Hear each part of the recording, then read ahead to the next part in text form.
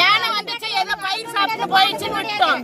இப்ப சிறுத்தை வந்து வீட்டு பக்கத்துல இருக்கிற குழந்தைய தூக்கின்னு போயிடுச்சு. ஆட்டோ புடிச்சு விட்டுட்டோம்.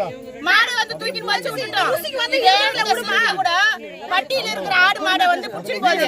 நாங்க சொன்னோம் வந்து போட்டோ எடுத்துன்னு ஒரு நியூஸ் சின்ன நியூஸ் இங்க வந்துச்சு. சிறுத்தை வந்துச்சு. இன்னைக்கு குழந்தைய சாப்பிட்டுச்சு. இன்னும் நிறைய குழந்தைங்க இருக்குது. இந்த சைடு ஃபுல்லா வீடு இருக்குது. நாங்க எப்படி வர முடியும்? 4 தலைமுறையா இங்கதான் சார் இருக்கிறோம்.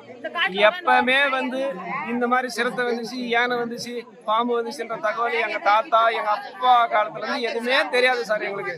இப்பதான் சார் தச்சையெல்லாம் அவங்களா கொண்டாந்து விட்டது சார். ஒண்ணு புடிச்சுட்டு போயிடுங்க, உங்களால பிடிக்க முடியலன்னா ஒரு முள் வேலையாவது எதனா ஒரு அமைச்சு குத்துருங்க சார். நாங்க இந்த மாதிரி இழுப்பு நாங்க இன்னொரு முறை இழுக்கிறதுக்கு நாங்க விருப்பம் இல்லை சார். எங்களுக்கு எதை நீங்க தான் சார் பண்ணணும். நீங்க தான் பண்ணணும். வேற வெளியே எங்களுக்கு தெரியாது. என்ன பண்ணணுமோ என்ன செய்யணுமோ உங்களுக்கு தான் சார் தெரியும். எங்களுக்கு அதிகாரி கார்டு வாட்சர் மட்டும் தான் சார் தெரியும்.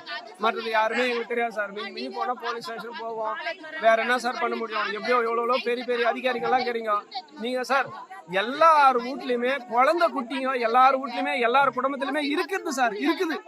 அது எப்படி நம்ம குழந்தை குட்டிங்க எப்படி இருக்குமோ அப்படிதான் சார் நாங்க இருக்கிறோம். 7 மணிக்கு சார் நாங்க கேவித்துல இருந்து ஸ்கூல் விட்டு வீட்டுக்கு வர்றது 7 மணி ஆகுது. அந்த 7 மணிக்கு இந்த மாதிரி நடைவெளியில எதனா நடந்தா நாங்க எப்படி சார் பொறுப்பாக முடியும்?